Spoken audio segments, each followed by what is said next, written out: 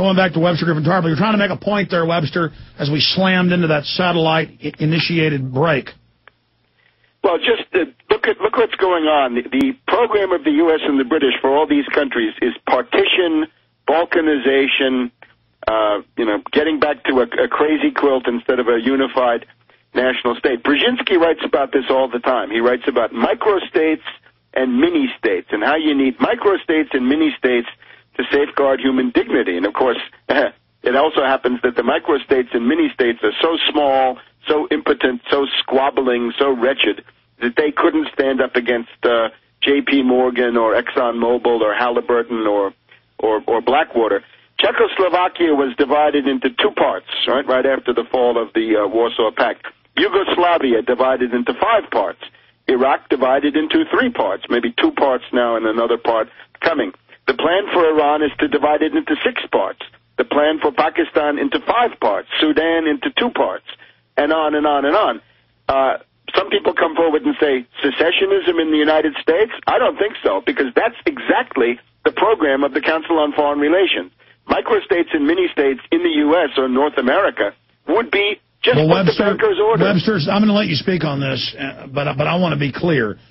The mainstream media and Fox News and these different governors, including the one who's in trouble now, Rick Perry, hijacked a states' rights movement saying we're not going to let the offshore banks control the federal government, and through that mechanism control us.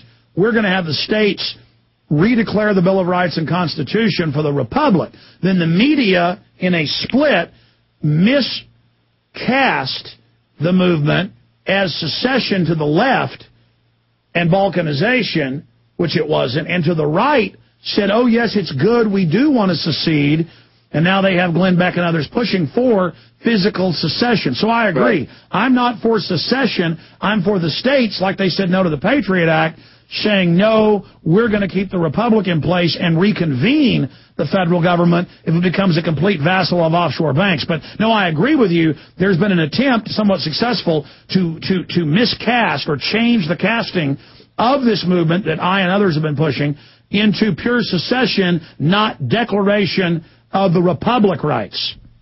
I have a program for California which can be adapted to any state, and I'd be happy if I could to adapt it if people have struggles going on in different states. Okay, well, we got to break again. I interrupted you. When we come back, long segment. Okay. Flesh out that full point that you want to make about that, and I agree with you of what they've done to it, but it's nuanced. People say, I'm saying secede. No, I'm saying the states' rights, 9th, 10th Amendment, where the feds can't come into Texas and take my guns.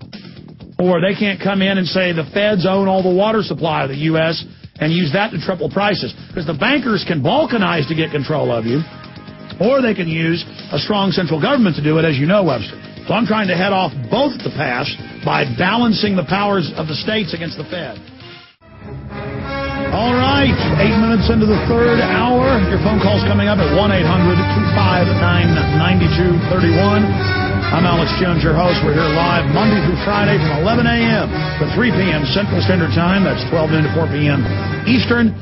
Over 150-plus thousand people a day downloading the free podcast at Infowars.com, listening on their MP3, their iPhone, whatever device they have, where they want, when they want, how they want. Thank you so much for making us number one on Shoutcast, number one on many AM and FM affiliates. Ratings coming in from those just exploding everywhere. As people find out all these years we were telling you the truth, this New World Order is real, this global empire is real, and we have a good chance of beating it if we just wake up to it, decide we have power, and say no.